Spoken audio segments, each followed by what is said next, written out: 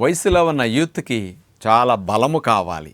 ఏదైనా సాధించటానికంత మనసు ఊపుగా ఉంటుంది. ఆ మానసిక ఊపుకి తగ్గట్టుగా శరీరం కూడా అంత స్ట్రాంగ్గా బలంగా ఉంటే బాగుంటుంది. అలాంటి బలాన్ని ఇవ్వాలంటే గుడ్డు బాగా తినాలి, మాంసాలు బాగా తినాలి అని అందరిలో ఉంటుంది.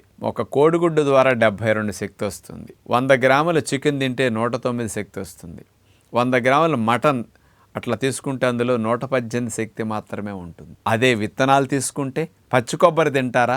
100 గ్రాముల పచ్చి కొబ్బరి 444, 100 గ్రాముల వేరుశెనగపప్పులు 567, 100 గ్రాముల జీడిపప్పు 596, 100 గ్రాముల పుచ్చగింజల పప్పు 628, 100 గ్రాముల పిస్తా పప్పు 626, 100 గ్రాముల వాల్నట్స్ 687, మెకడమియా నట్స్ 5 నట్స్ తీసుకుంటే 680, 700 శక్తి. అంటే గుడ్డు మాంసాల కంటే కూడా 5 రెట్లు 6 రెట్లు బలమైన ఆహారాలు విత్తనాలు.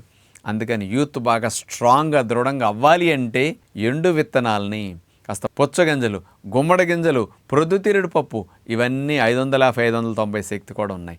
కాబట్టి ఇలాంటి విత్తనాలన్నిటినీ మీరు నానపెట్టుకుని తినండి.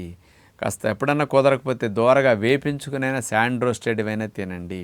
ఇలాంటి విత్తనాలు తింటే చికెను మటన్ కంటే 5 టైమ్స్ బలమని గుర్తుపెట్టుకుని యూత్ బాగా వీటిని వాడుకుని డ్రై ఫ్రూట్స్ కూడా ఖర్జూరా, లంజీరా, కిస్మిస్ లాంటివి కూడా ఎక్కువ వాడుకుంటే మీరు స్ట్రాంగ్గా తయారవుతారని మరవకండి.